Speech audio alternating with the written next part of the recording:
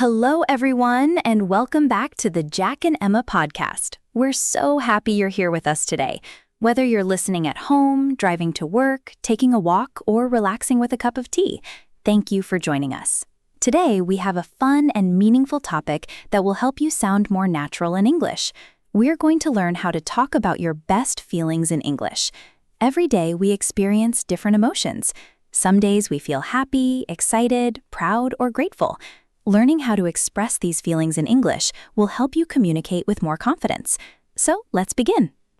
Hi, everyone. I'm really excited about today's lesson because talking about feelings is something we do all the time. When someone asks, "How are you today?" we usually answer with a feeling. But instead of always saying, "I'm fine," we can learn many other expressions that sound more natural and interesting. That's true, Jack. I'm fine is a good answer, but English has so many wonderful words to describe positive emotions. Today, we'll practice using words like happy, excited, grateful, confident, proud, peaceful, relaxed, hopeful, and inspired. These are common words that native English speakers use every day. Let's start with one of the most common feelings, happy. Happiness can come from many different things. Sometimes we feel happy because we spend time with family. Sometimes we're happy because we achieve a goal or simply enjoy a beautiful day. Happiness doesn't always come from big events. Often it comes from small moments. I completely agree. Yesterday, I went for a walk in the park early in the morning. The weather was cool, the birds were singing, and the sun was shining. It was such a peaceful morning that I felt truly happy. Nothing extraordinary happened, but the simple moment made me smile. I think that's one of the secrets to happiness.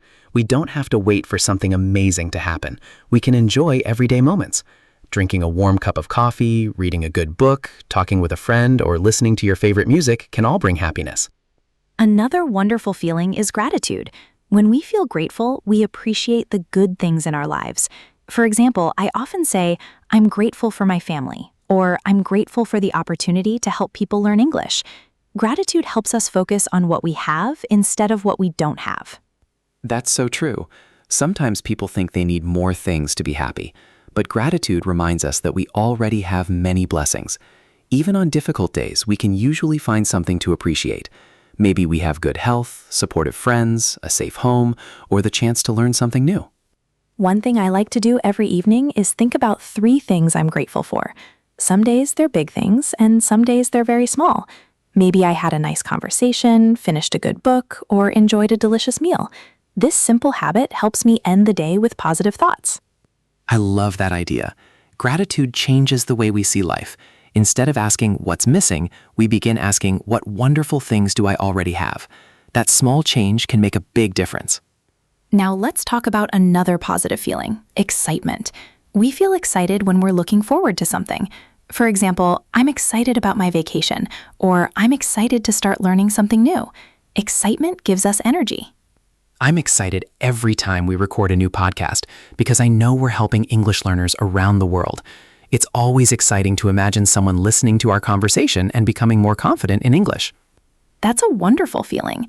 I also feel excited when I learn something new. It doesn't matter if it's a new recipe, a new English expression, or an interesting fact about another culture. Learning keeps life interesting. Speaking of learning, many English learners feel proud when they finally understand a conversation or speak confidently for the first time. Pride is another positive feeling. It means you're happy because of something you've achieved through your own effort. That's right. Imagine you've been practicing English every day for 6 months.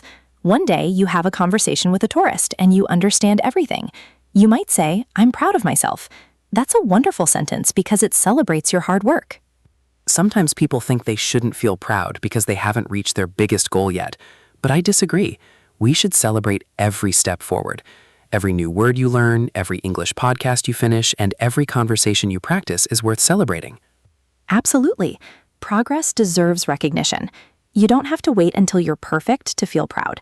In fact, celebrating small victories helps us stay motivated to continue learning.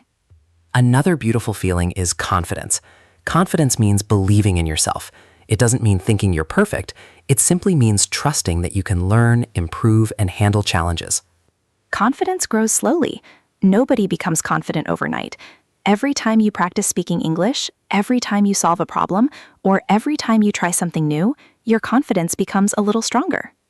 I remember when I first started speaking in front of large groups, I felt nervous every single time, but I kept practicing. Little by little, I became more comfortable.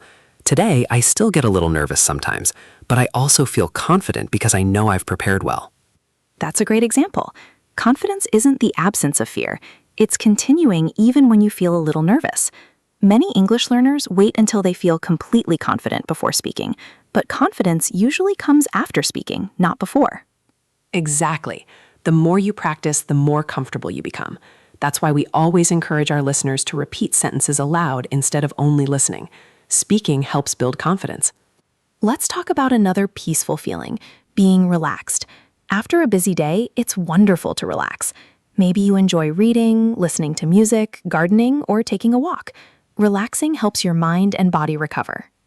I enjoy relaxing by listening to quiet music while reading a book. It helps me slow down after a busy day. Sometimes we forget how important rest is. We think we always have to be busy, but relaxation is also part of a healthy life.